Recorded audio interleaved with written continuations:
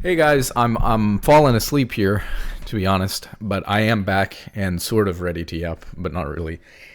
We need to take a look at this last ranked game that I played. It's a really sad game, but I think it's actually a really great game to VOD review because there is no better game to happen to be the perfect example for the mentality that you should have when you're playing League than this last game that I played.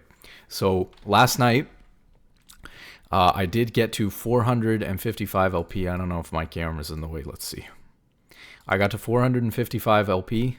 Well, actually, I was higher than that. So I was at like 470 LP. If I won my next game, I would hit GM that night. Obviously, now I'm at 455, so that didn't happen. We had a really good day, and you know it's not the end of the world. You move on. I won a bunch of games yesterday, so it's fine. They target banned my Braum in one game and were swiftly destroyed by my Nautilus, so you know that's always a good one. But we have to take a look at this last game because this last game is a game that is textbook example of like easy to blame your team when you could have done things differently in order to win the game. And even though so much goes wrong for us this game, the game was still winnable. And this was the game that would have put me into GM. Obviously, I was super tired. I was playing at like 1 in the morning. I don't normally do that, but I was pushing for GM on a win streak, right? It is what it is. I'm like a couple of games off. Maybe we'll hit it today. Maybe we'll hit it tomorrow. It doesn't really matter. Point is that we have this game and it's a disaster. And there's a couple of moments that I remember from this game that are really critical.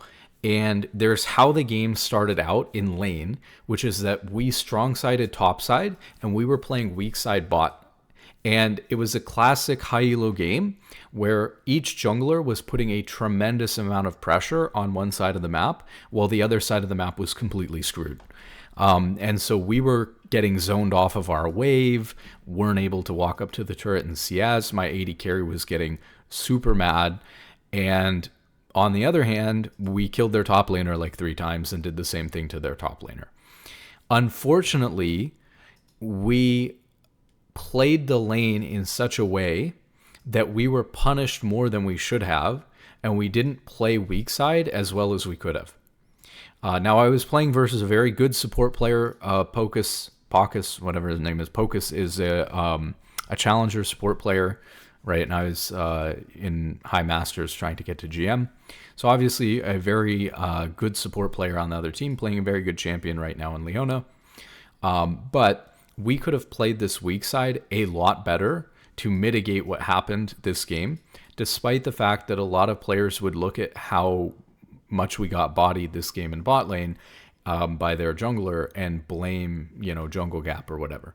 But honestly, my jungler was probably one of the most reliable players on my team, and that wasn't the problem. So number one, we needed to play weak side better this game. And number two, the game dragged on for a really long time and we almost won. They had open Nexus, but we made a mistake. Really specifically, my AD carry made a mistake on like the last dragon towards the end of the game. It was Soul Point and did not hit the dragon for a solid 10 seconds. Played up too far into a fiddlesticks and died.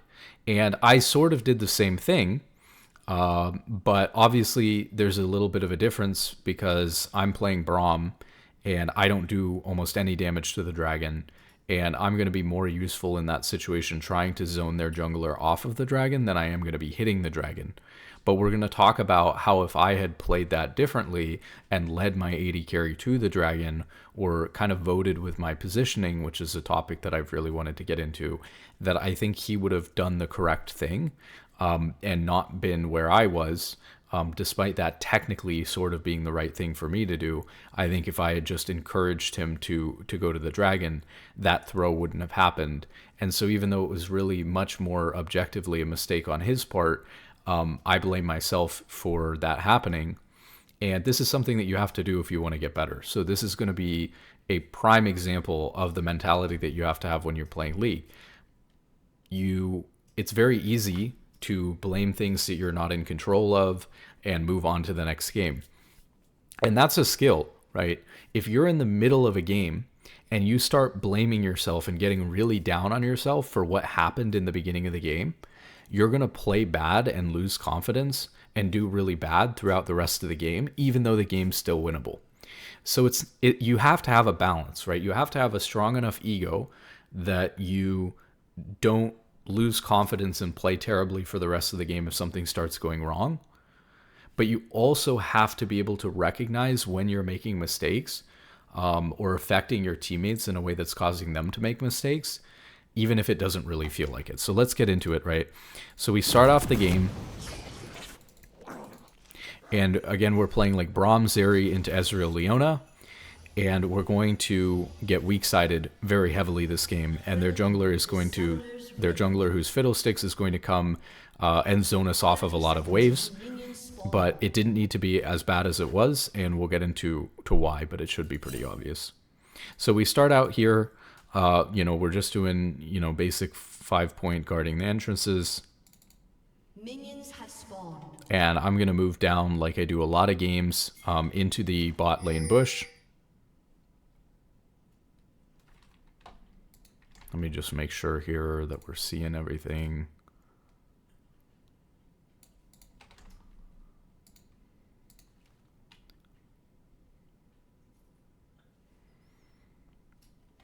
So this is a classic. Now, that being said, Leona is one of the champions I've specified that I don't like actually cheesing level 1, even if we have a good opportunity to, because her level 1 is actually stronger than Braum's, in my opinion. Essentially, when we're looking at like how strong a champion is level 1, I think a lot of the strongest champions level 1 have basically 2 abilities because of how strong their passive is, or for whatever reason their champion literally allows them to have 2 abilities. When you look at a champion like Zeri, she's incredibly weak level 1 because she really only has her auto attack, which is her Q, right? Since her auto attack is basically just her Q, she really doesn't even have an ability level 1. And so Zeri is one of the weakest level 1 champions in the game. When you look at a champion like Braum, he's one of the strongest champions level 1 because his passive is a stun that does a lot of damage, and his Q is a slow that does a lot of damage. So he essentially has 2 CCs level 1 and 2 abilities that do a huge amount of damage level 1, which is one of the reasons why he's the strongest champions in the game level 1. Now, on the other hand, Leona really only has 1 ability, level 1. Her passive's good. It does a little bit of extra damage, but it's not crazy. It's not like Braum passive.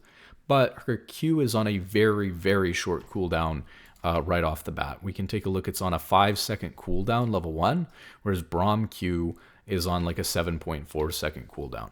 Leona is going to be able to, especially in a long-term level 1 fight, stun you 2, 3, maybe even 4 times because of how fast her Q comes up. So you don't want to take an extended level 1 fight versus Leona. So usually I opt not to cheese her, especially if my AD carry is someone who's weak level 1, like a Zeri or an Aphelios or something like that. So you can see here that we give up the position that we took in the bush in order to just play the lane normal and try to push. And you can see already, even though I'm playing a melee tank engage support, I'm coming in and trying to push the wave. And so I'm getting autos on the wave. And we have, a winning push so far a little bit here. So far so good.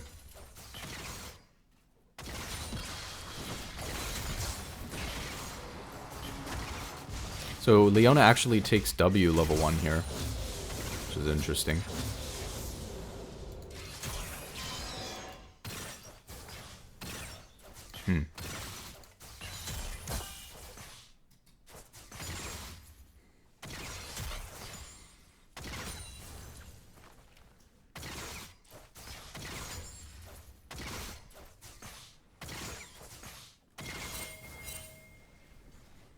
Okay, so essentially everything's fine so far, pretty standard. You know, I don't think we expect Zeri Braum to necessarily win the push level 1, but it was pretty neutral. Our jungler is sort of pathing bot, at least he's cleared his entire topside quadrant. Really, he's playing for an invade here, I guess, but certainly he is playing bot side right now. Okay, so bit of a disaster here. So here's what happens here. So, you know, our jungler, let's see here, is strong side. Zeri jumps in. We get the passive down on Leona, and it's hard to see right now. It's really blurry, or really bright.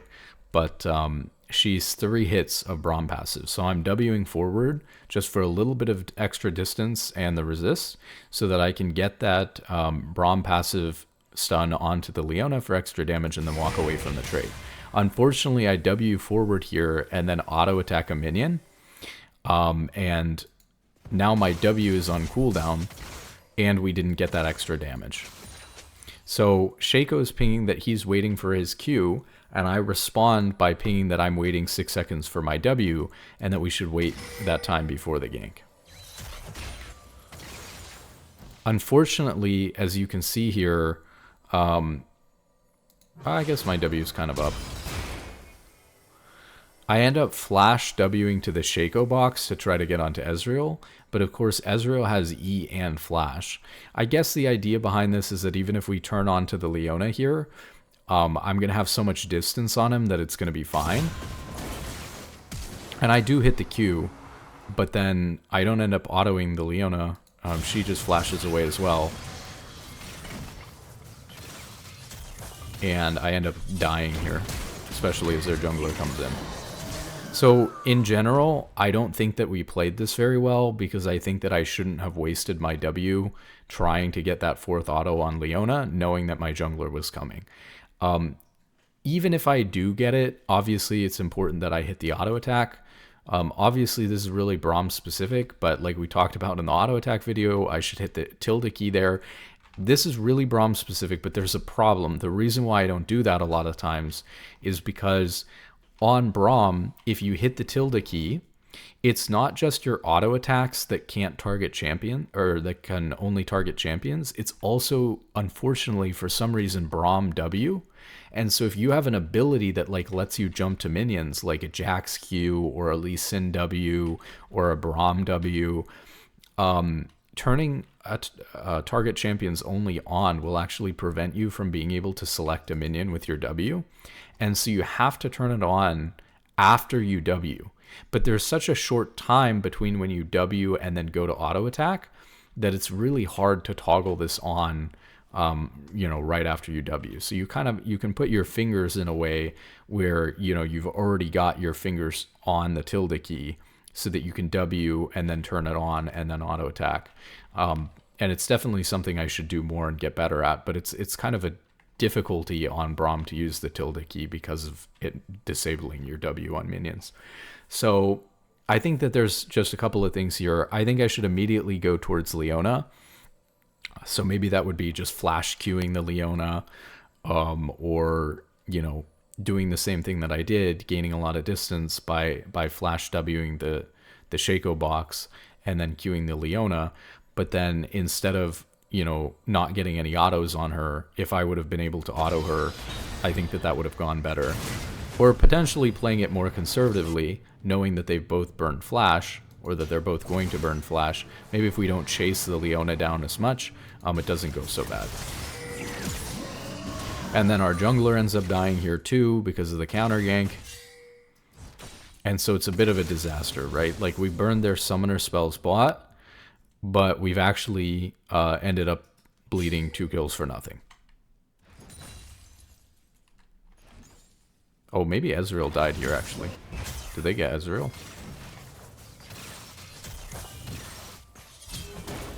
Oh yeah, they got Ezreal here. Okay, 2 for 1. So it's not a good start. Not terrible, you know, little details, but not a good start. Okay, so then we come straight back to bot lane with boots. Seems fine. And so here, right, I'm staying out of vision. We can look at our vision and stuff too, or even there. So I'm staying out of vision, and I'm attempting to hold this wave. So Leona's going to shove this wave in and try to crash it into our turret before our wave comes. And I want my AD carry to get all this CS, so I want to hold the wave for him here. So I pop out. If I showed that I was going to hold the wave, if I showed and walked up at the Leona like a lot of people would do, just walk up and wait to do it, then he would see that I'm going to hold it and make sure to push me off of it. This way, this gives me a better chance at holding the wave. Unfortunately, what I should have done, especially because the minions are already here, is I can, I'm max range on Leona here. On Leona E. I can be just a tad further back. I can walk this wave just a tad further back, and it's still going to hold it without me getting hit by Leona E. So unfortunately, because I get hit by this Leona E, and then I W away to get out, I get chunked really hard off of this Leona E. And this is basically a tiny, tiny mistake, right? It's like literally just being a tiny bit too far forward. And getting hit by Leona E. I did the correct thing here to try to hold the wave, but now it's a disaster, because if I stay and I'm 200 HP and now our jungler's back to his top camps, which, to be honest, does this really make sense? Did we never take our bot side? I don't really know that it makes sense, actually, but I mean, regardless, our jungler's top side, I don't really know why we never did our red and our Krugs. But either way, our jungler's topside. And so, because our jungler's topside, if I stay, we're going to get dove by Fiddlesticks. And if I leave, my AD carry is going to get dove by Fiddlesticks. I do ding 3 here, so I have like 300 HP to work with. So my plan here is I know we're going to get dove either way. So I decide to take the recall, because I can run as fast as I can straight back to bot lane. You can see I leave Fountain even missing some HP because I know I have to get back to bot lane here. And my hope is that, like, as greedy as this is, we'll miss some CS while I'm on my way back to lane. But it's better that I can protect against the dive by actually having HP and coming back into the lane. Once the mistake has been made to get hit by Leona E here, there's nothing I can do other than come back. Unfortunately, my AD carry should recognize that in this situation he has to back off of the wave, but he also gets hit by Leona E while I'm gone. So now, by the time I'm back, now my AD carry is, 200, 100 HP. And so now, even though I'm back, because my AD carry didn't wait for me and walk off the wave, now he's low. And so now we still can't walk up. And so we back off, because we know that we're going to get dove here. Probably drop a ward here just to spot out the Fiddlesticks. And I attempt to get as much XP as possible without getting dove by hovering back and forth here. And I get 1 XP there, 1 minion of XP. And my AD carry is now also forced to recall, same as I did, because we're going to get dove. And now we're losing the entire wave that I held plus the entire wave behind it, and we're not really even getting XP on it. So that's really, really bad. Now, like I said, during this time, they just killed Malphite top. Malphite's down 20 CS to 36 CS, and Malphite comes back into lane, and he's about to die again. So despite how bad this looks, right, we haven't died at all during this time. I even caught some of this XP. This is just kind of high-level cross-map League of Legends, where one side, it's maybe easier to see weak side, strong side, and the crazy effect that can have at this rank compared to maybe other ranks where they're not punishing as hard. So we obviously don't want to push here, because we're in a really vulnerable position here with our jungler still topside, and with their jungler having been down here. So we want to be really careful here. We are just last hitting the minions. And Zeri jumps forward. So that's a very ambitious jump from the Zeri. He flashes away. I knew to play back. I probably should ping the Zeri, not to do that. This is obviously a mistake from Zeri, and he dies. And it's on a very unfortunate timer as well, because our wave is bouncing off of our turret. So if they shove a wave into your turret, it'll start slow pushing towards them because the minion wave is on your side of the map, so your reinforcements will get there faster. And so because of that, it's going to be pushing into their side. Also, you know, their minions all are going to get killed to the turret really fast, so they don't have a lot of minions either, if any. And so obviously this is a really bad situation because now Zeri's dead when his wave is pushing away from him. So you couldn't be in any worse of a situation. And if they want to, right, they can basically essentially freeze this wave. This wave is essentially frozen on us. And there's not really a good way for Zeri and I, with how far behind we are at this point, to crash this wave and prevent the freeze. You can see here that I like stall Ezreal's recall out. And then Fiddlesticks is down here again, and I'm able to walk off the Fiddlesticks. And I'm just trying to play in between the Fiddlesticks and the wave.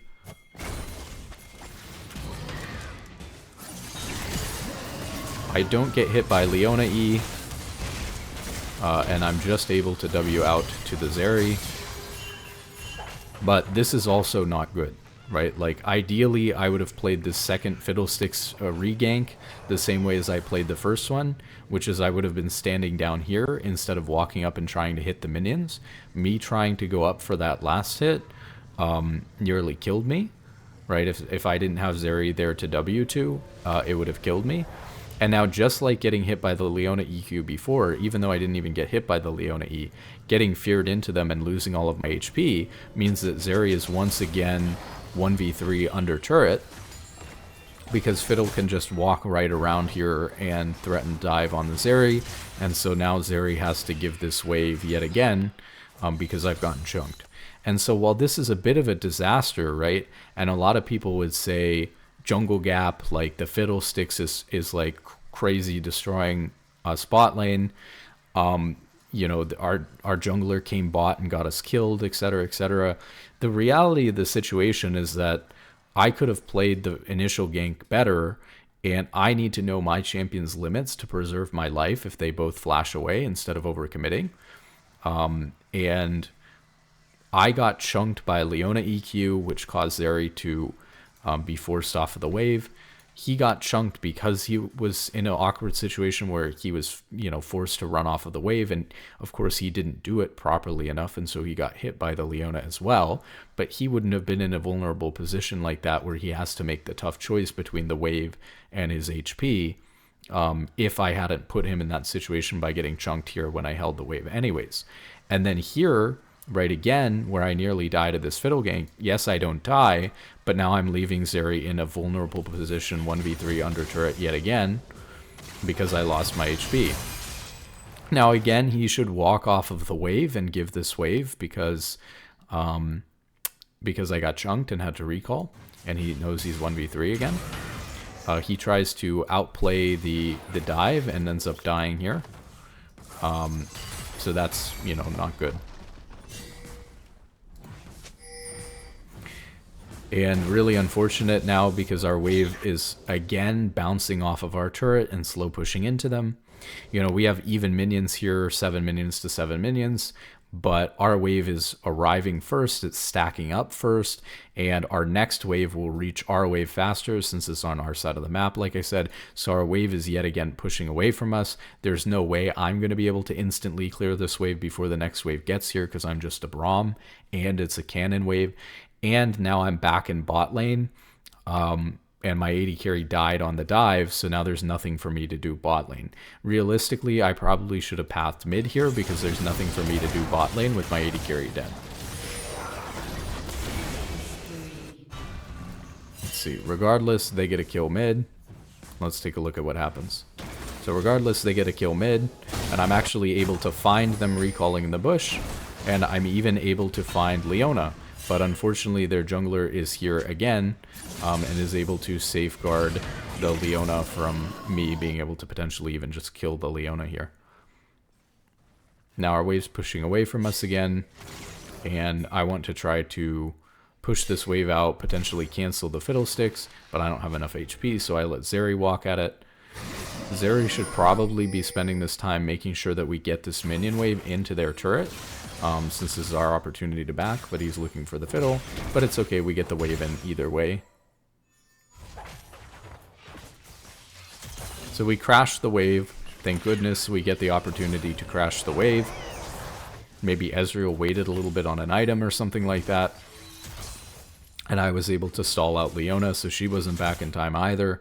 And so rather than the wave being slow pushing into them and then getting frozen, we were able to actually crash it.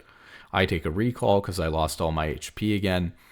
You get the idea. Like, if we think about my mistakes so far in this situation, really it's just when I held this wave here getting hit by the Leona EQ, and then when I walked back into lane here when Fiddlesticks was here and I avoided the gank, walking up to hit these minions up here instead of just walking back to my turret, and then losing all my HP, led to Zeri getting dove. Both of those times that I lost all my HP, both led to Zeri getting dove. One time she got killed, both times she was forced off of a wave.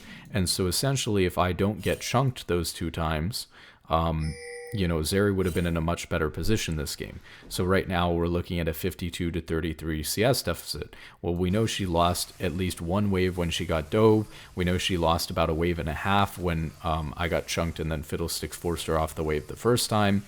So if we think about that, 6 minions a wave, we're looking at 2.5 waves. We're probably looking at like 15 minions. So Zeri, hopefully, if he had hit those, would have been at like 48 CS to 52. So we would have been nearly even in CS, while our top laner, again, they've killed Malphite twice, our jungler's 4-1, and they're up 30 CS in top lane. So if we had played a better weak side game this game, my Zeri's game would have been totally playable. His mentality this game wouldn't have been so bad because he wouldn't have felt, so abandoned and like his game was completely unplayable. And so he wouldn't have been so tilted. Since this ended up being a very close game, that would have made, a huge difference, maybe all the difference in this game. So the reason why I want to talk about mentality here is because a good player who wants to improve, no matter what rank you are, has the mentality that these little things that happen, like Zeri getting dove here, it's not my jungler's fault. It's not Zeri's fault. Everything that I can impact is my fault, right? That's the reality of the situation. And when you look at the reality, I don't even think that my jungler did anything wrong this game. He decided to camp top after a gank bot lane, which was fine, didn't really work so well. And maybe I didn't play perfectly, and so he felt like our bot lane wasn't as reliable maybe off of that first gank as he thought it was before. His top camps were respawning, and he ended up playing top side, right? The map ends up getting split a little bit, where their jungler's perma bot and our jungler's perma top, and he's doing a perfectly fine job of snowballing our top lane and of getting himself ahead. So, really, I don't think that our jungler did much wrong up until this point. And if we look at the mistakes that Zeri made two mistakes similar to me, which was staying under turret one time when he knew he was 1v3 and then getting dove and trying to outplay the dive but not being able to outplay it. And then when he, ran off of the turret like he was supposed to, but not quite fast enough or not quite far enough. And so he ended up turning back into Leona and getting hit by an EQ. And then he ended up getting chunked. Those were his two mistakes. But even if you look at both of Zeri's mistakes, were both of Zeri's mistakes not prompted by me getting chunked first, in the first place? Both of those came after I got chunked. So the first time I held the wave, I lost all my HP to the Leona EQ when Fiddlesticks was bot lane, and so he gets zoned off of the wave, and unfortunately he makes a small mistake here and gets hit by the Leona EQ while he's getting zoned off the wave because he really doesn't want to have to walk that far back.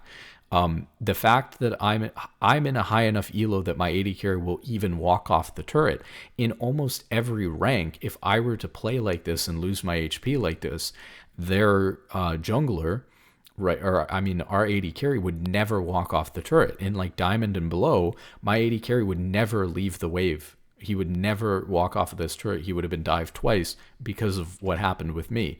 And that's just the way that you kind of expect things to go. The second time he does the same thing, right?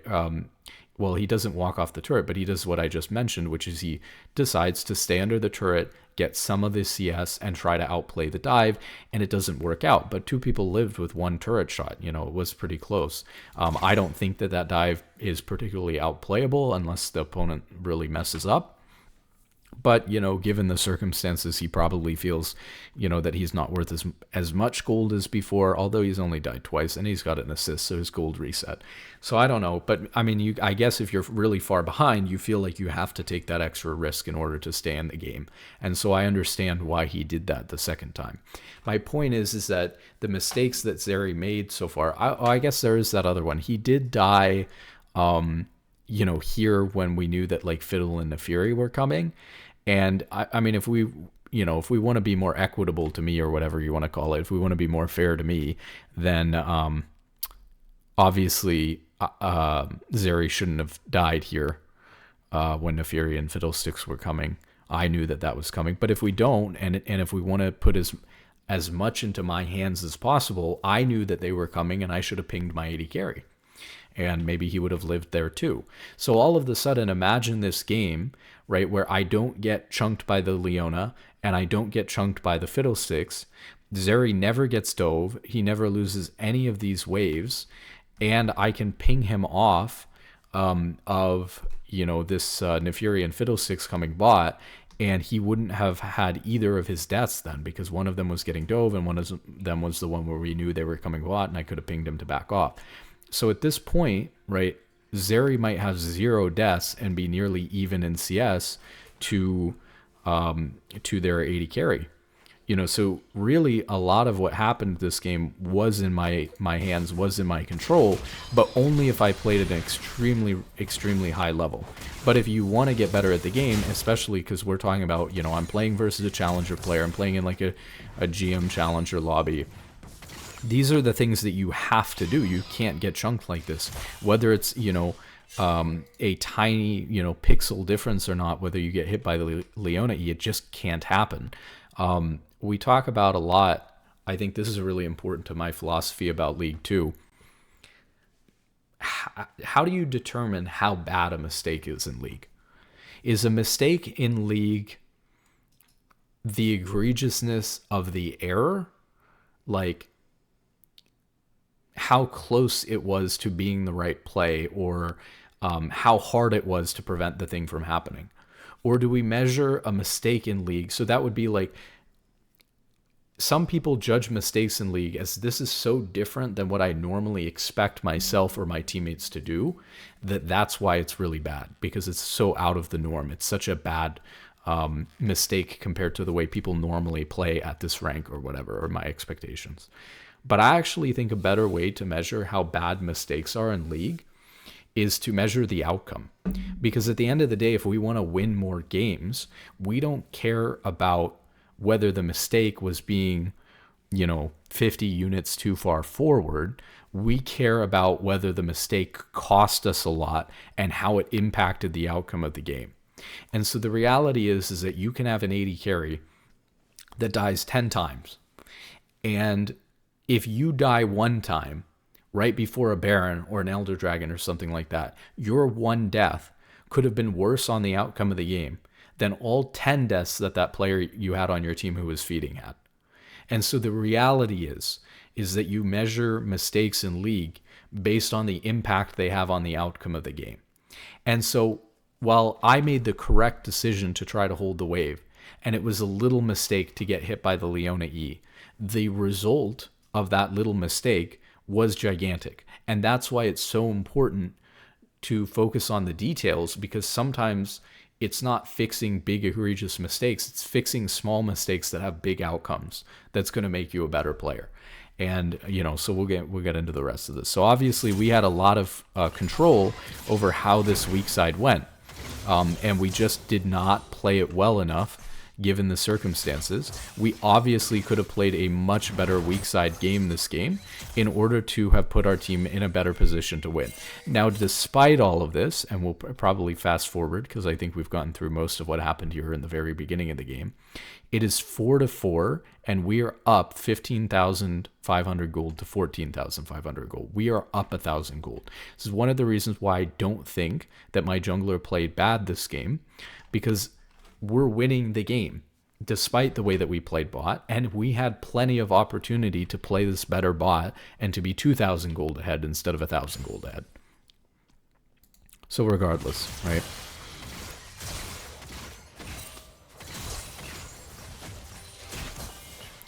So now here's where things start to unravel.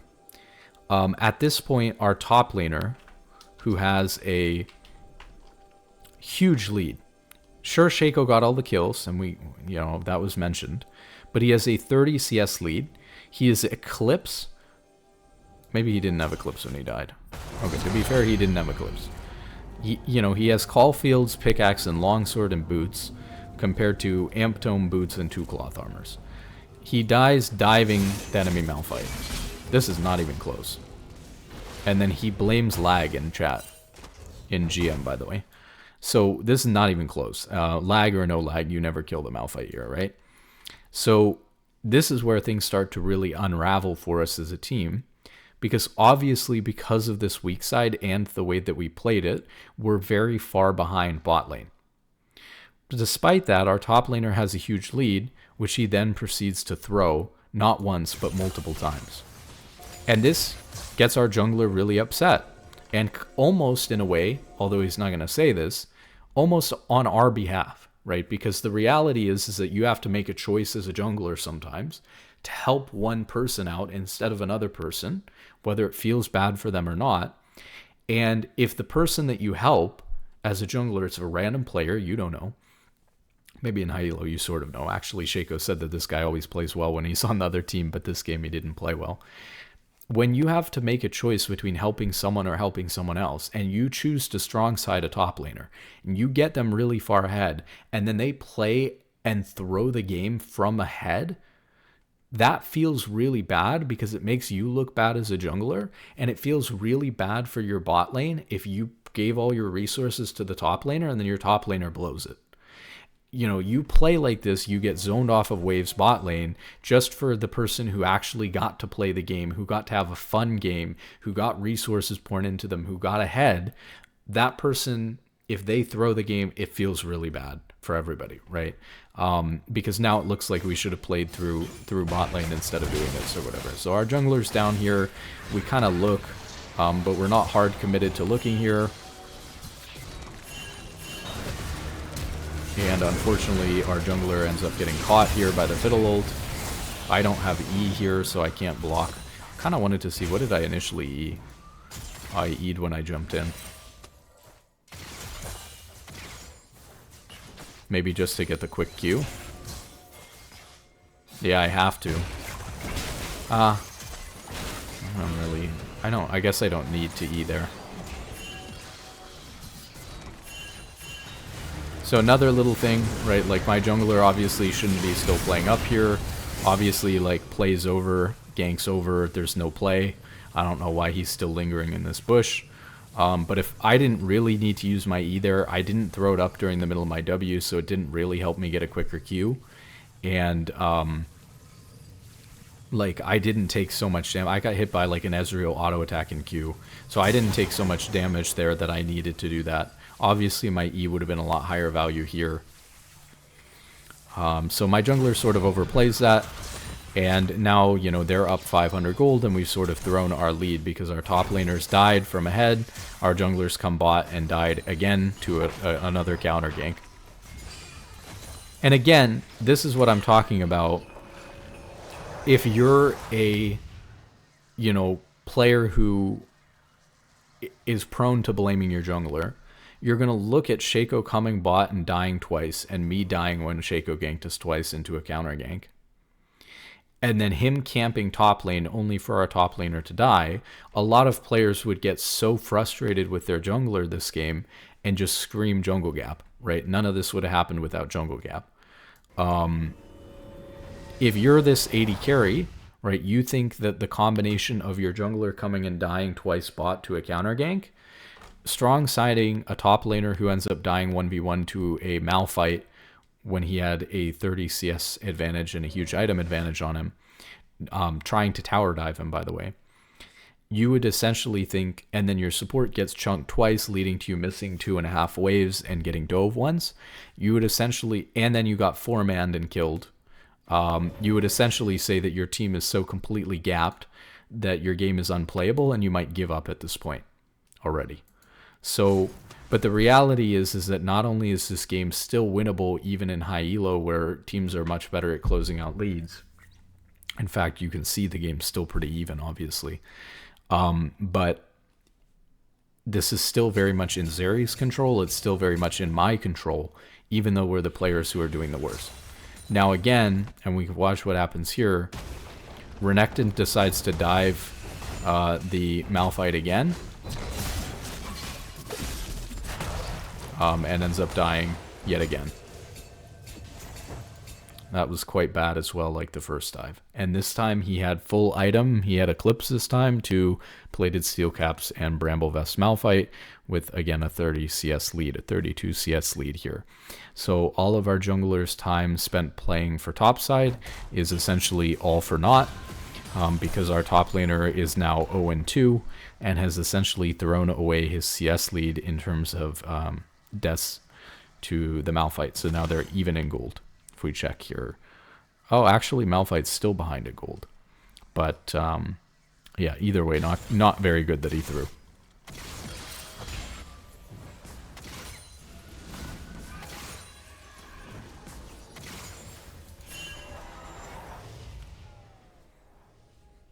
Why is he still so far behind in gold?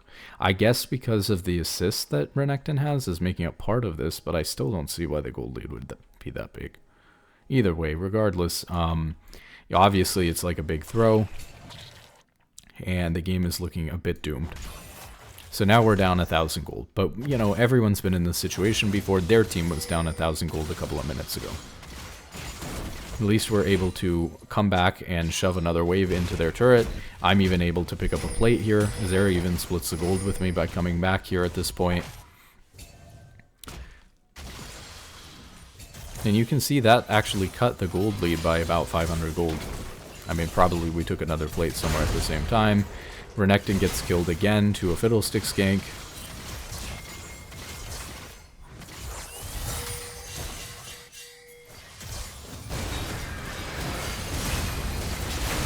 We can go back and take a look at this. Zeri's kind of AFK.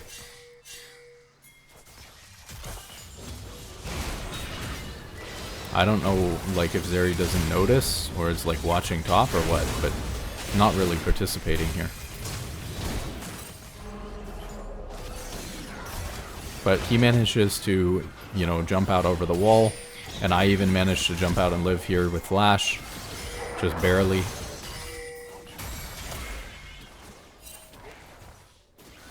And so we all managed to get out here somehow, but we can't make the play happen.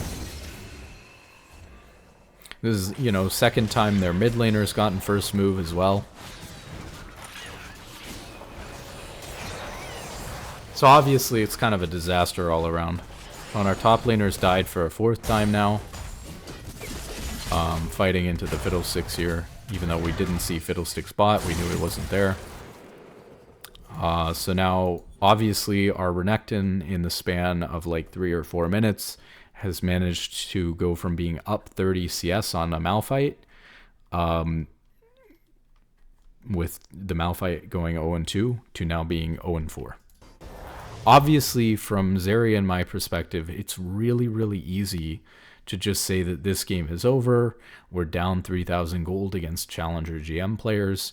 They're up a Mountain Drake on us, and we prioritized a top laner who played this game completely terribly and threw his lead, while we got kind of, you know, the short end of the straw bot lane,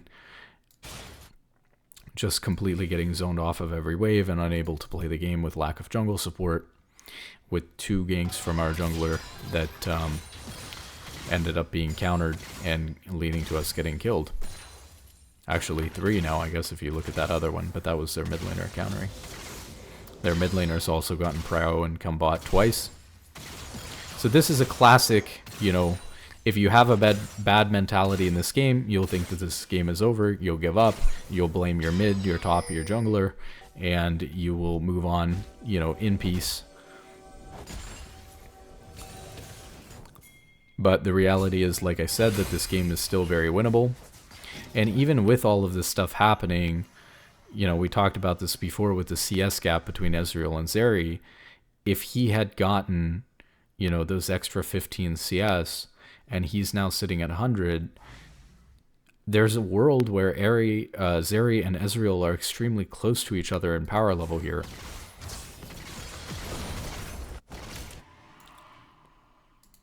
But unfortunately, the fact that I got chunked out twice, as small as those, you know, mistakes were, the fact that I got chunked out twice, leading to him getting pushed off of multiple waves, is really what put him far behind in this game in the first place, from my perspective.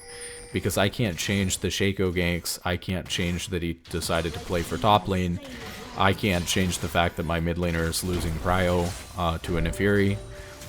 I can't change any of that. The only thing that I can change is the way that I'm playing.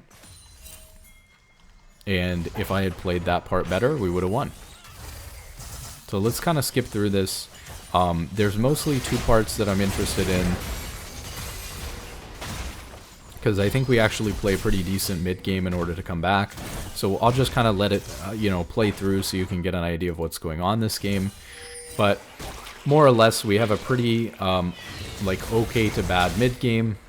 But we actually managed, through a lot of split pushing from Orianna and Renekton, we actually managed to come back into the game pretty heavily and give ourselves a chance at winning. Only to throw, like I said, Soul Point, and eventually to throw at the end of the game as well. I don't even remember what happened at the end of the game, so I may have blocked it out from my memory, so I want to see what happened yesterday.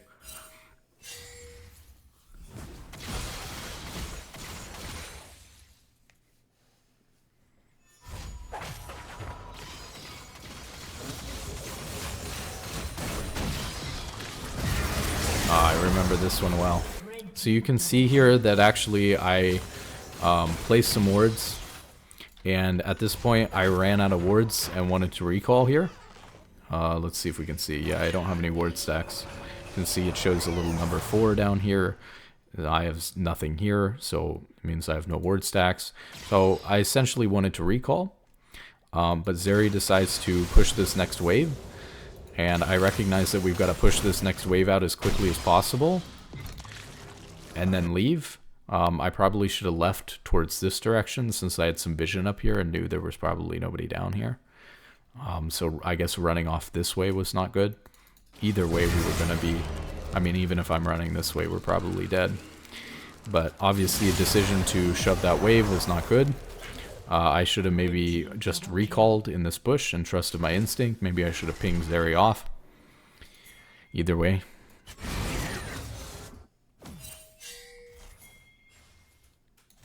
So, I mean, obviously you can see, right, like Fiddlesticks is 5-0-4. He's making big plays in top and bot lane. And, you know, across the map, even now in the mid game, we're getting destroyed by this guy. Kind of a chase down here. Can't get anything.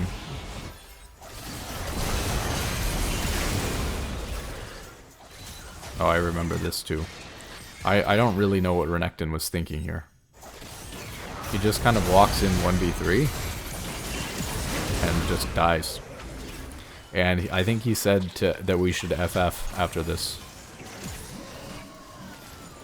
Or that, like, it's not possible to win.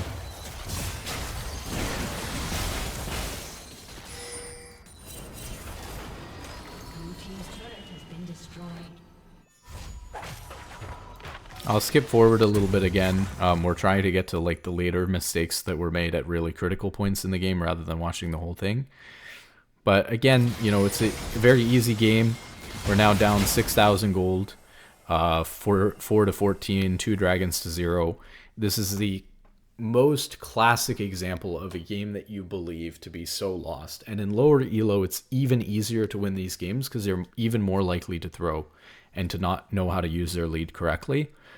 In higher elo, they're less likely to throw a game like this, and these guys still essentially, even though they didn't lose, they still threw this game, and this game was still very winnable for us despite all of the mistakes that were made. So imagine if you're me and all you care about is improving, getting to GM, getting to Challenger. You don't care about blaming the jungler for these bad ganks that got countered. You don't care about blaming your top laner for dying 4 times in 4 minutes and then running it down. All you care about, you don't blame your AD carry for not playing the minute details of walking off of the wave correctly. All that you care about is changing what you could have done this game in order to have won this game and gotten to GM. And this is the way that you should approach League if you're serious about improving at whatever rank that you are. You have to look at the things that you are in control over. Even if it's somebody else on your team doing something, how did you influence them to do that thing? You know, if I was Zeri this game, I would say to myself, in that situation where I pushed that wave mid, I shouldn't have pushed that wave mid because we would have died, and I baited Braum into dying with me here because I decided to push out this wave we couldn't push out. If I had just backed off and waited for them to push this wave into me, I could have collected the wave safely under my mid turret, and Braum and I would be alive.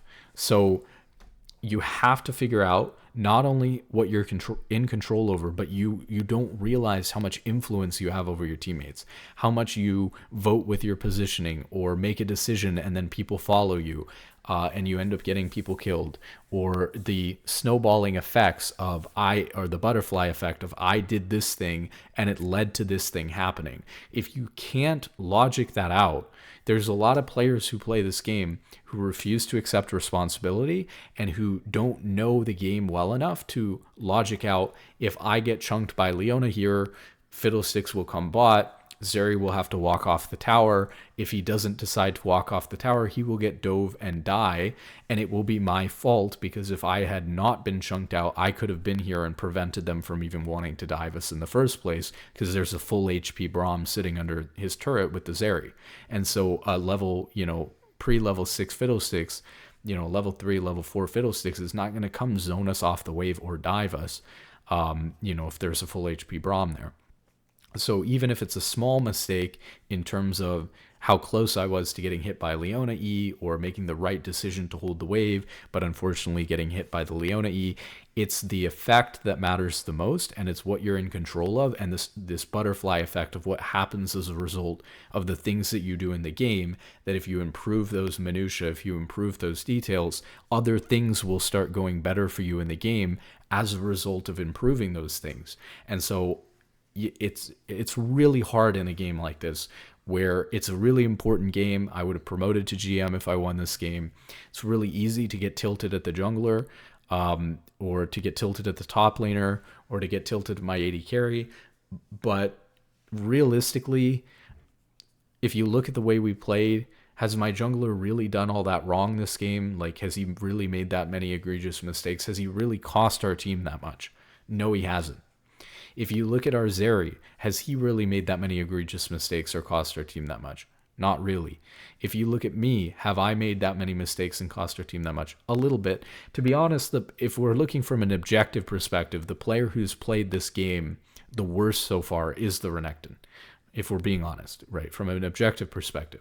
There's the objective perspective, and then there's what you're in control of. What I don't care about, though, is I don't care that objectively Renekton was the one that made the most bad plays, that had the most terrible outcomes for our team, that he was ahead and then threw his lead. What I care about is the mistakes that I made and how they contributed to us losing the game. So, like I said, I could have pinged Zeri off the mid wave when I wanted to recall. I could have pinged recall. Maybe he would have recalled in the bush with me and we wouldn't have been caught by Fiddle. I could have pinged Zeri off of the Neferi and Fiddlesticks roam, and he might not have died there. I could have not gotten chunked by the Fiddlesticks gank and not gotten chunked by holding the wave. Well, I can hold the wave and not get chunked, right? But I could make the correct decision to hold the wave, not get chunked by the Leona EQ, and now my Zeri doesn't get forced off 2.5 waves, doesn't get dove, doesn't get killed. So a lot is different this game already off of those little things that I could have done, right? And And so they're not as egregious as Renekton getting camped top and then throwing his lead in some of the worst mechanical tower dives and ints that I've seen. But again, it's not about the egregiousness of how bad the mistake looks or, you know, how below the level of play the mistake is. It's about the outcome. And the reality is that some of the mistakes that I made this game that caused Zeri to get dove and lose waves were just as bad as the mistakes Renekton made. Even though his might look worse, right? If he dives Malphite under turret, he doesn't have any minions to collect at that time, and so he doesn't really lose that much CS by dying while he's diving the Malphite. Whereas if I get chunked and don't die while I'm playing weak side, that play that happened with the Fiddlesticks or the Leona cost my Zeri, you know, full minion wave and caused him to stay under the turret and get dove. So that mistake cost us more than the Renekton diving top and killing himself. Even though if you look at the way the mistakes were played out, obviously my mistake seems less bad. And that's exactly what I mean. It seems less bad. It looks less bad, but it's not less bad because the outcome is worse. And what we care about is winning the game and improving and not making those mistakes in the future. And we're not going to improve at the game really at all from looking at Renekton's mistakes and how he played his dive top lane, because I'm not playing Renekton top lane, I'm not diving top lane. So we'll get on with the rest of the game and see how things go.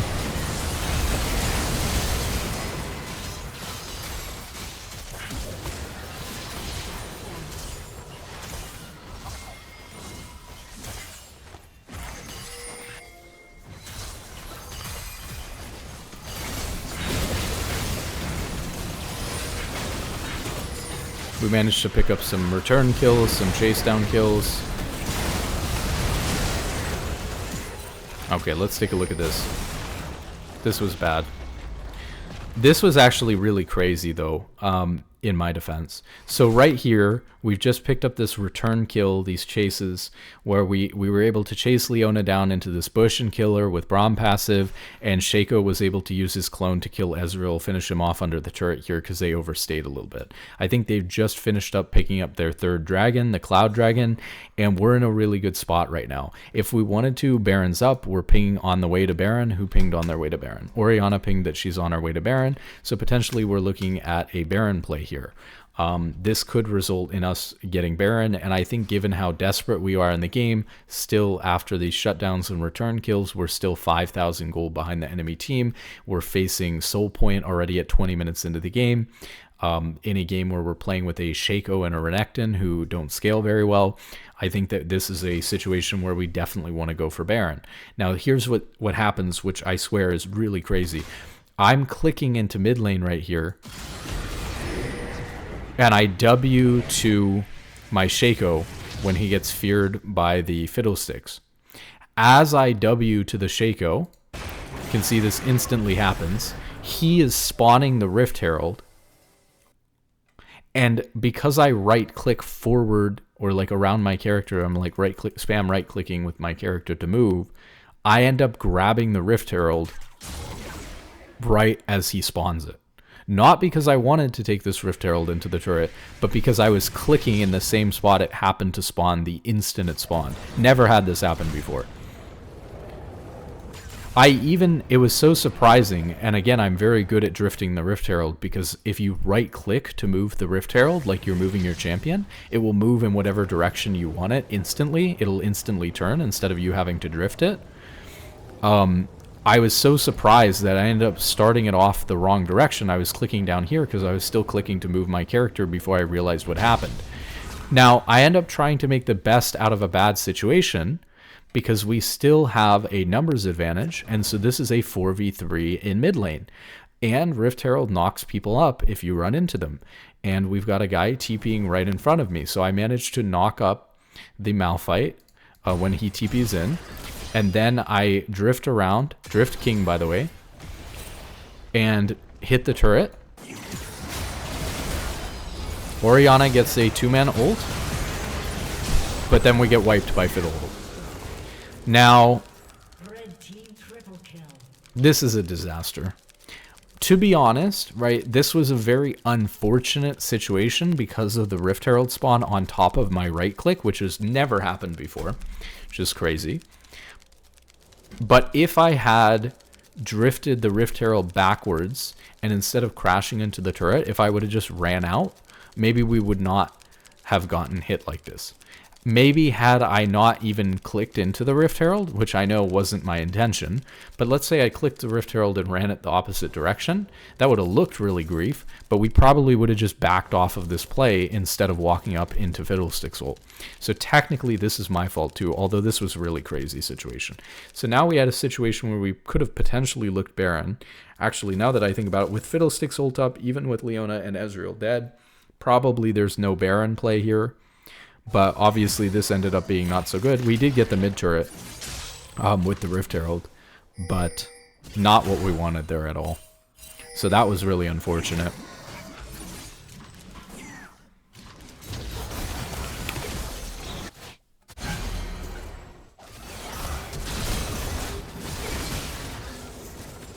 Our top laner actually manages to get a solo kill here on Nefiri. When he was, chat's in the way again, when he was 1-7, so he was 0-7-3 at this point, which, again, by the way, the fact that Renekton goes 0-7 in a game where his top laner he was playing against was 0-2, and he was sitting at 0-2 and up 30 CS and a full item completion on their top laner is disgusting. League of Legends, it is. But he does manage to get this solo kill onto the Nefiri. And hopefully this is where things start to take a turn for the best for us, because of course they don't get Dragon Soul right away, and we do end up managing to take quite a lot by split pushing. Looks like Zeri gets caught here. So a lot of this, and I actually had a lot of success with this the previous game, comes down to really, really good Baron stalling from us. Like, they're trying to do Baron because they've just picked Zeri. It's the only objective that's up. You know, our only tier 2 turret that's up is our bot tier 2 turret. So there's really not even any free turrets for them to take. There's no dragon up. So they start the Baron. And we just, me and Shaco and Orianna all play a very good prevent defense on the dragon. Or, I mean, on the Baron. Sometimes you got to give them a little bit of something to get them off of it. Stall them with the Braum ult. I die, but they're completely off of the Baron. Meanwhile, Renekton stayed bot, and now he's taken their bot turret, which is an objective bounty, and now he's onto their bot tier 2 turret with nobody contesting him. They still haven't gotten back onto the Baron. Shaco sent his clone out to stall them, and now they're worried about their top turret, I mean their bot turret. And we had this ward. This is my ward in here that I managed to get in when I walked up like that, so we can tell that they're not on it, so these guys don't have to int over it. Renekton manages to score the bot tier 2 turret. Zeri gets caught. She's also running them into Renekton too, so if Zeri had just died in mid, Renekton wouldn't have died here. Right, like if she had just died in mid. But I mean, it does drag them all towards the bottom half of the map. So we take this opportunity to get Scuttle Crab, get some wards down on the Baron.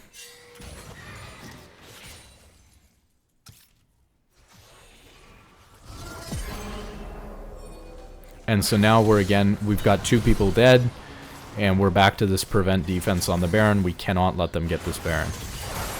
Otherwise, we're going to lose the game off of it, pretty much.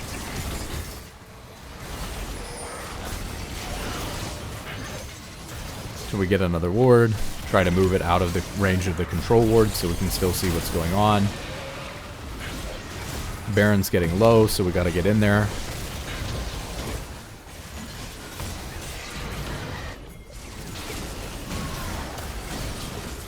And we're able to just keep them off of the Baron. Very split fight, but very well played. Get the Fiddlesticks here with the tag. We're able to stun him up. He flashes over the wall, but we're able to get onto the Nefiri. Get on top of the Nefiri, get the Braum passive on the Nefiri. She gets away, kill her with the Q. Now we're onto the Leona.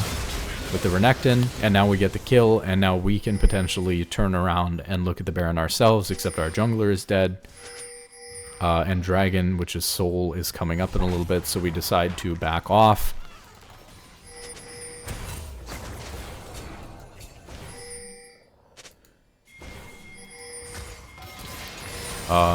Renekton overstays near the Baron and gets picked, and we, in desperation, absolute desperation, try to rush down the dragon. This will come up later, by the way. This is exactly what we're looking to do, right? Later in the game, when they do get their Dragon Soul eventually, Zeri and Shaco are hitting the dragon because they do the most damage to it, and Ori and I are zoning them off of the dragon because I need to get wards out. I don't do very much damage to it anyways, like we talked about. So we just zone them away from the dragon as well. Orianna dies, Fiddlesticks ults at me but misses. And now they're looking at running up at the Baron yet again, because Orianna died. So I'm going to take a recall here and then run straight at the Baron.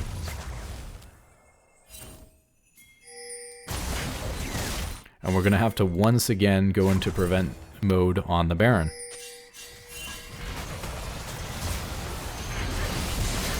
Our AD carry pretty much dies straight off the bat. It's looking like a disaster.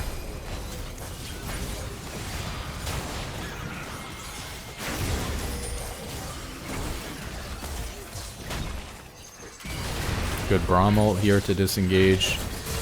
But I think I'm going to die here. Yep.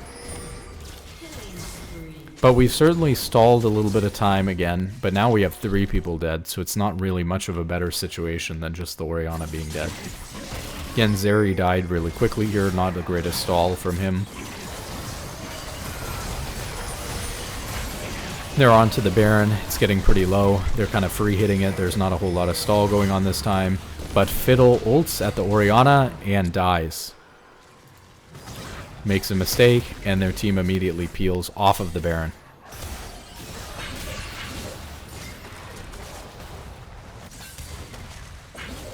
Shaco's in a little bit too deep. Oh, apparently not. Ends up trading 1-for-1 with the Malphite. So we've successfully stalled another Baron. Again, it's a bit messy, it's a bit sloppy, but you gotta do what you gotta do to get them off of the Baron at this point. So we stall them yet again. Now, since they're off tempo and they're not here, I'm gonna throw my Q into the bushes and make sure I'm not, trolling by getting killed here. And I'm gonna drop some wards back onto the Baron.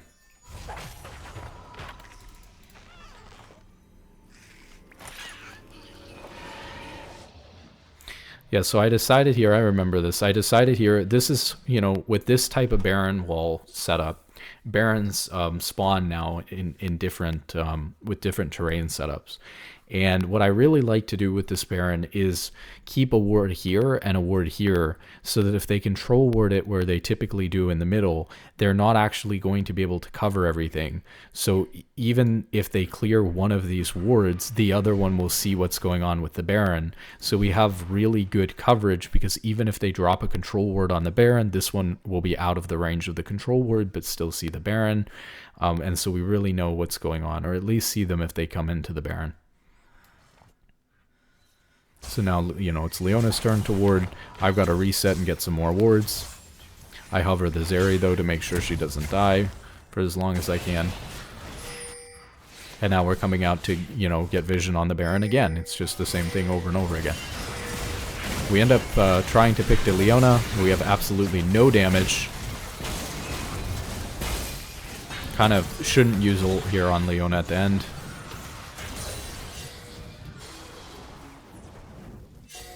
If I'm gonna ult the Leona, I suppose I should do it in the beginning so that she stays closer to our side and we hit her more. And Zeri ends up getting caught here again. Try to save him, but unfortunately it's just not enough to get him out. And now I'm kind of in a caught position, but I'm able to flash over the wall. But I end up dying here too. Again, Zeri getting kind of caught here. But look at this. At the same time, sweet relief. My Renekton and my Orianna are both split pushing bot lane, and they're actually getting inhibitor.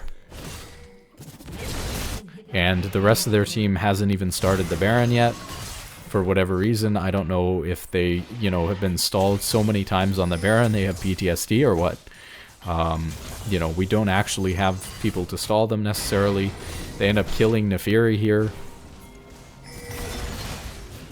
And even getting on top of the Malphite and killing him as well. And now they're on to the Nexus turrets. And these guys still haven't even started Baron or recalled. But Fiddlestick's able to get onto them with a flash ult.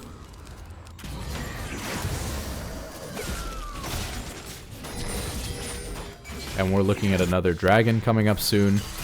Trying to get out to the dragon really fast. Because we've got to get this dragon. I'm hoping to pinch Ezreal here with the Renekton. But Renekton goes the other way. I guess he's really low. Actually, I didn't see that in game. So again, just kind of warding the entrances and trying to stall them off of this. It's really important that we get vision here too, because Fiddlestick's ult will fear if we don't see him, but if we see him coming in, then it will not fear us.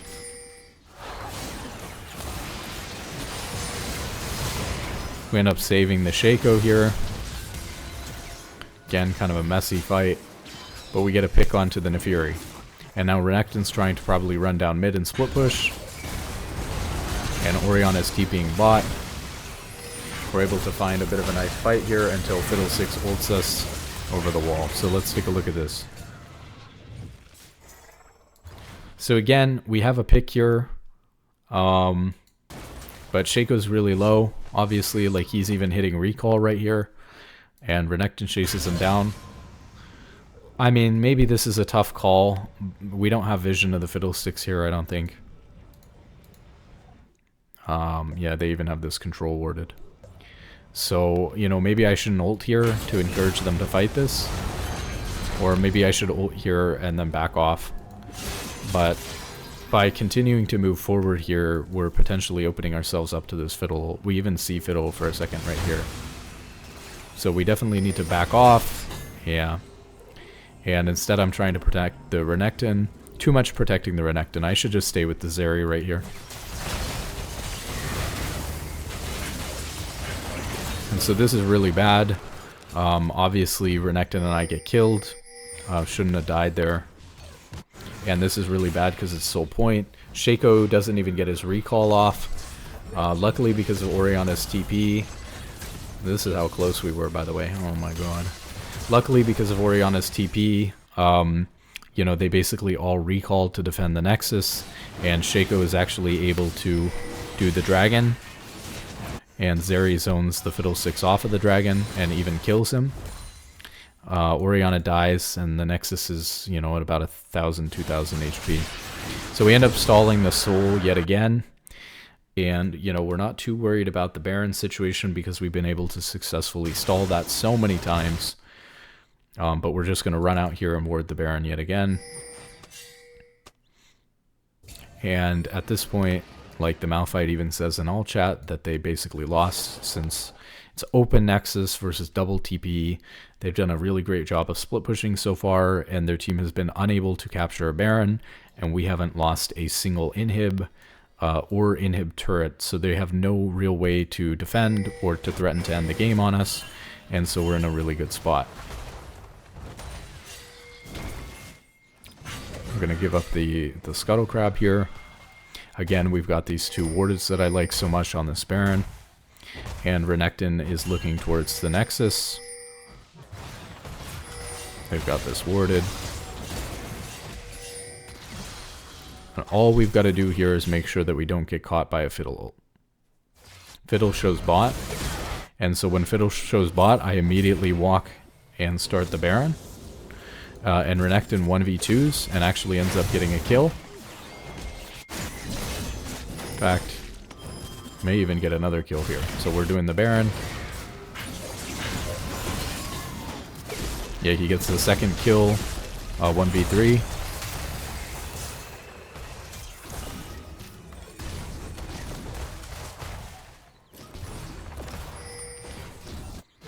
So we get the Baron.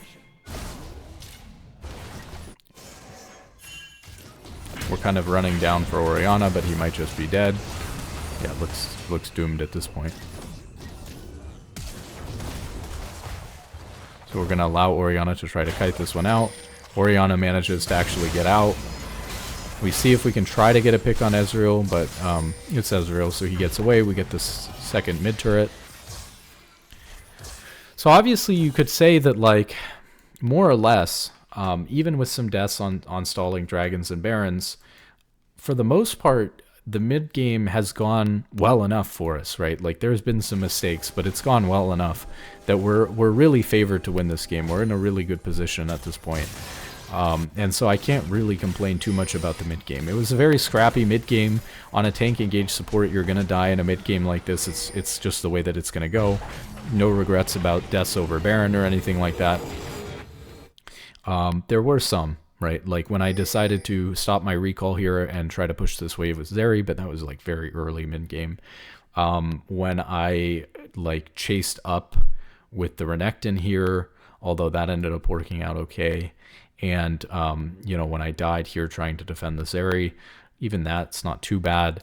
I think that really everything worked out fine in the mid game so far. So there's not a mistake that I made in the mid game where it was like, oh shoot, this really cost us big time. So, you know, so far so good. Really good mid game.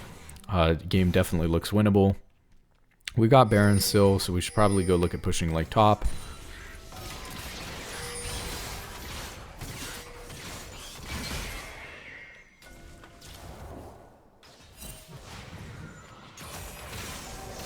So if we could try to get like one of our split pushers bot lane and the rest of us go top, or even at this point, if we were to just group 5v5, we might be alright.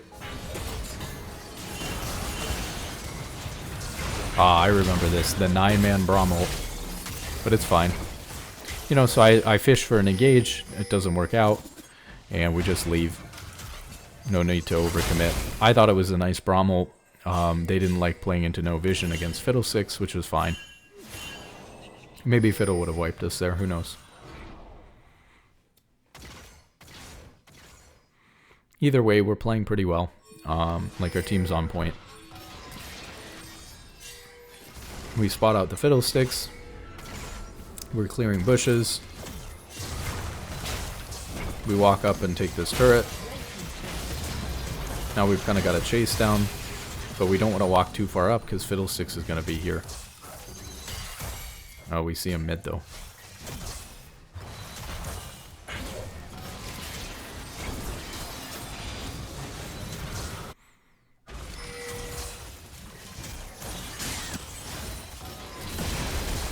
Orianna misses ult.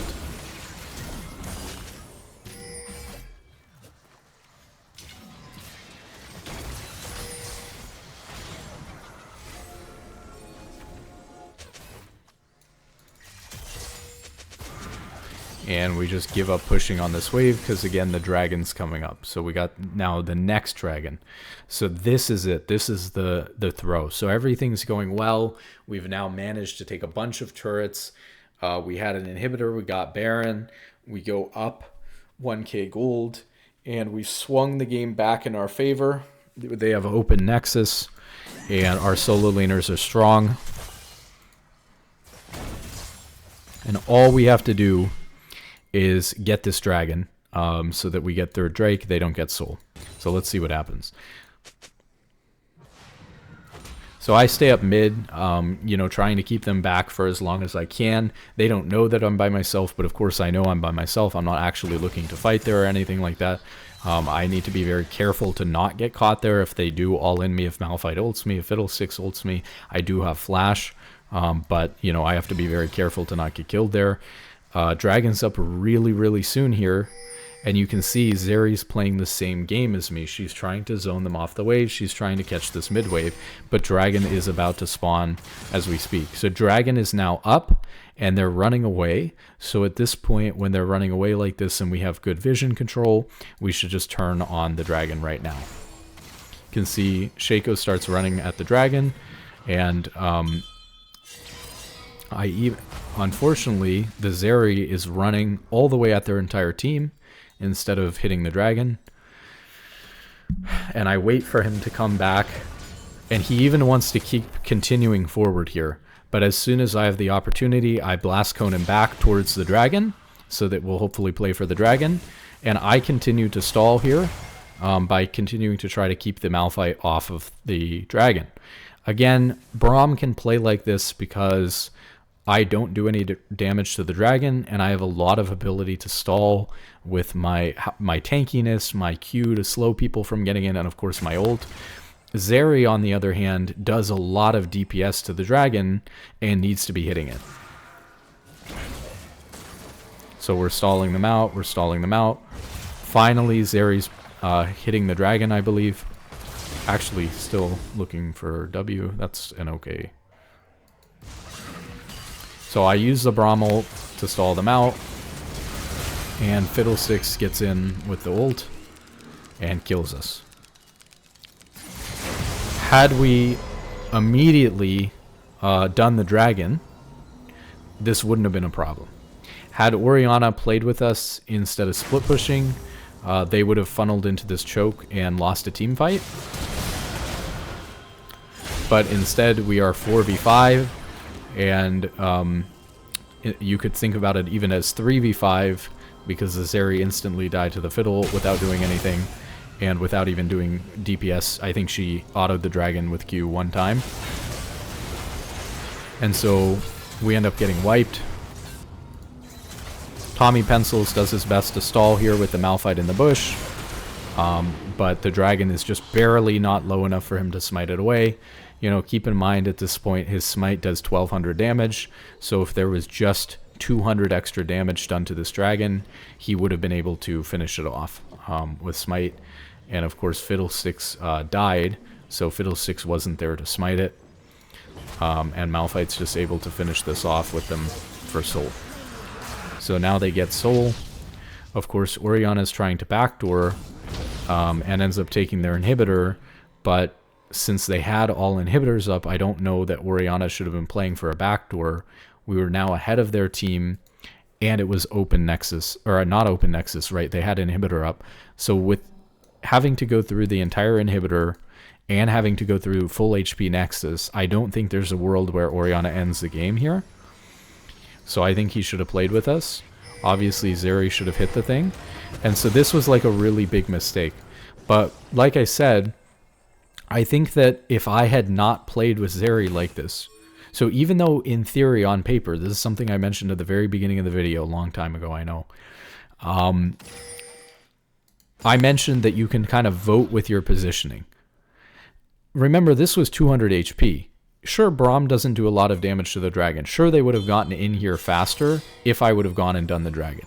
I could have done 200 damage to the dragon, assuming that they came in at the same time. But by being here behind Zeri like this, even though you can tell I'm not moving forward, I'm very hesitant. I blast cone the Zeri backwards when I get the opportunity to. But you can tell, right, that because I'm continuing to play to stall instead of playing for the dragon, Zeri is just following me. He's just doing whatever I'm doing. He's trying to hit the Malphite. He's even clumping on top of me when Malphite has ult right here. Malphite could have easily just turned around and ulted us right there, and we probably would have been screwed. Leona was right there. She has ult too. We could have been really screwed in a lot of situations here.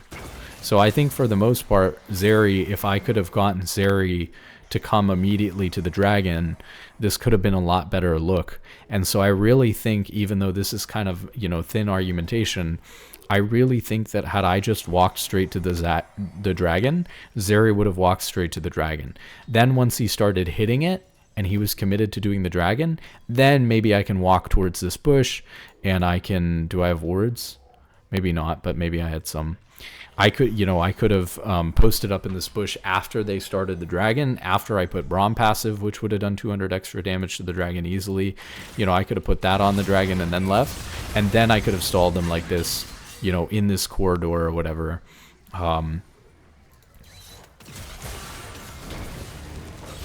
Instead, we're just a little bit too slow.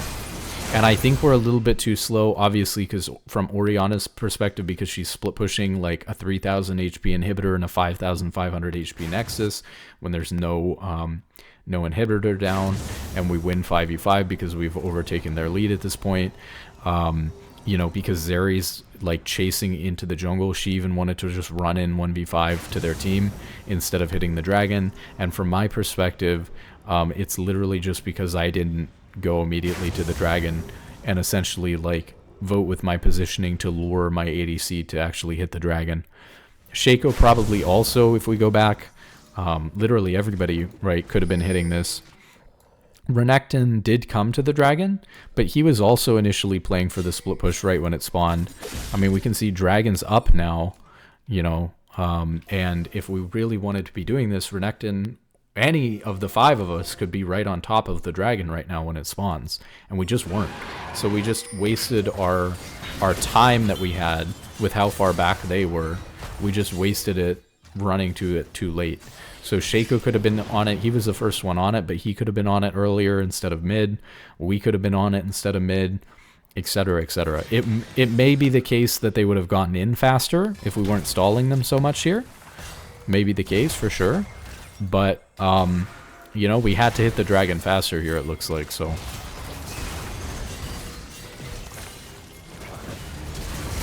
You know, or I could have had a ward in this bush or something. Or we could have cleared out this pink. We could have ran through here and checked this bush. Looks like nobody checked this bush. They had a pink in it. And Fiddlesticks was able to get that ult off that killed me and Zeri. So if that goes differently, we don't get wiped in this fight. They don't get soul, etc. So it felt like we threw the game quite heavily here. But the game's not over yet, right? Orianna's going to keep stalling out. And eventually die. But they haven't even taken an inhibitor turret yet. And they're not out of base.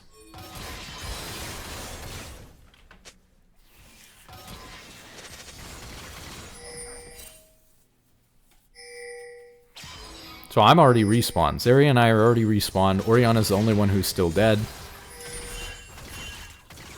So what happens here? I don't even remember. Like I said, I blocked the end of the game out of my brain completely. So I hope I don't throw at the end of the game. I don't even remember. It might be severe PTSD. So we'll see.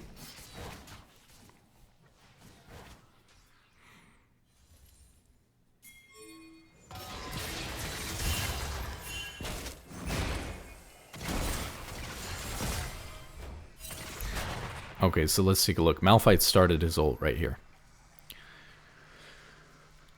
Okay, so let's look at where everybody is. So Renekton's setting himself up to split push bot. Shaco is here. Why is Shaco here? He just walked out of base, did his Gromp, and then hit recall. He's like clearing top wave. This is fine, actually. So he's just like taking away their ability to push through top lane. He's taking his last camp off the map so that they can't steal that. And obviously Baron's coming up, which is what we should be playing for. There's no reason for us to get caught or die mid here if we're playing properly. So obviously pushing out this top wave gives us a little bit more pressure for Baron. Zeri gets Malphite ulted with flash up. He flashes after the Malphite ult. But despite all of this chaos, right, we're actually able to get on top of the Malphite. Malphite has no ult. And Zeri manages to live. So she survives to fight another day. We do lose our inhibitor turret. Fiddle ults the clone. So now they have no Fiddle ult, no Malphite ult. And Renekton is still split pushing. You know, so we're trying to like half, you know, get these chase down kills, half stall them out for the Renekton. We got Baron up at this point. Renekton dies split pushing bot, so that's not good. So now we're basically in a 4v5 Baron stall again.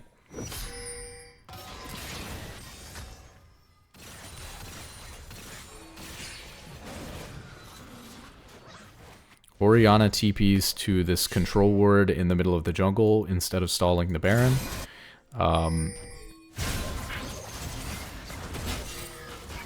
Even though she's nowhere near the Nexus.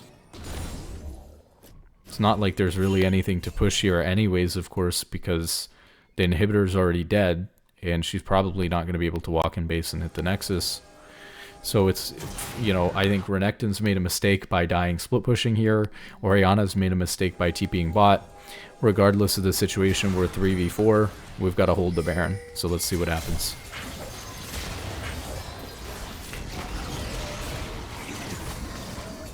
So we spot them out with the vision plant. We got to get in here because it's starting to get low. We got to do something. They're pretty committed to it. Malphite ults the Zeri.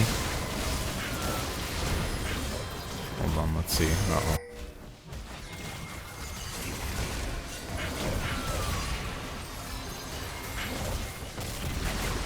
So Malphite ults over me to kill the Zeri. I get Fiddlesticks ulted back into them here. And I basically do nothing here and die. Orianna's back here though, to try to help with the stall. So Orianna TP'd bot and then ran back to Baron and died instantly to Nefiri. Renekton runs in. I'm pinging everybody to retreat because this is so lost that we like have to back up and play to defend the Nexus here. And unfortunately, Renekton runs in and dies too. And I'm pinging that we need to clear the mid wave and we need to clear the top wave. The mid wave's probably good enough-ish. They've got one minion here. Yeah, it died. So they need to clear the top wave.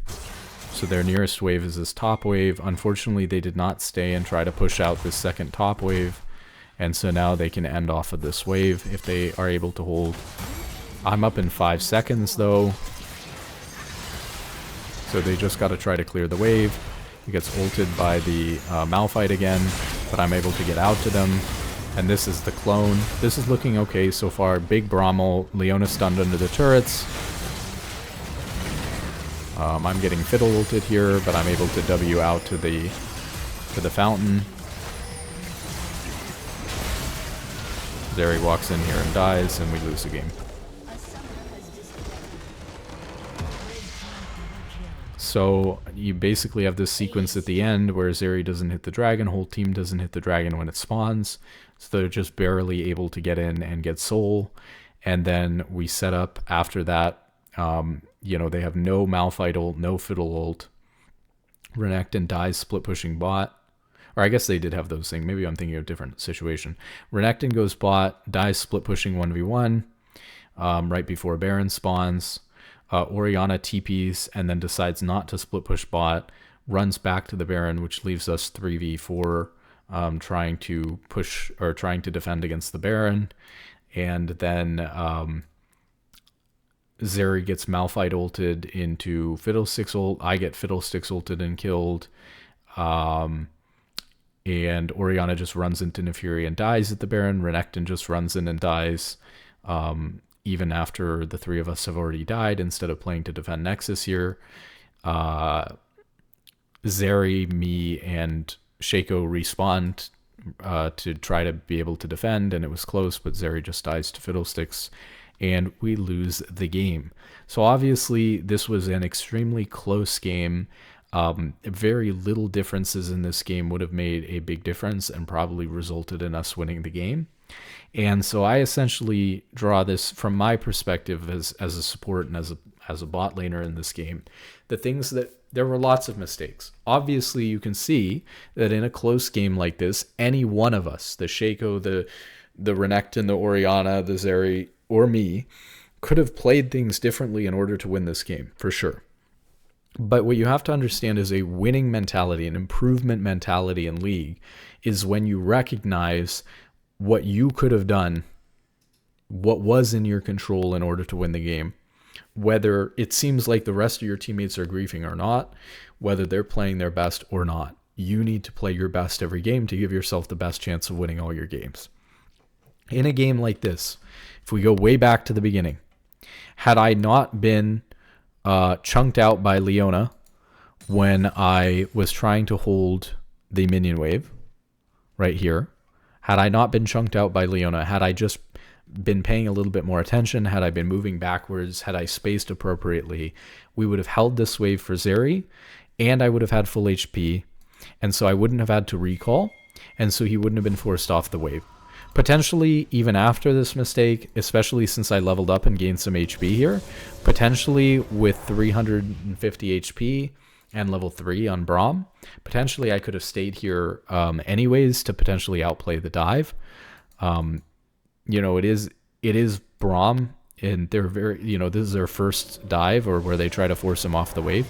It's very early for them, right? So even with Aftershock and Leona with a lot of HP, it is kind of questionable whether they can dive this or not. Had I played this differently, and then had I played the situation where Fiddlesticks ganked, I didn't die, but Fiddlesticks ganked here. Oh, where was it? I just saw it.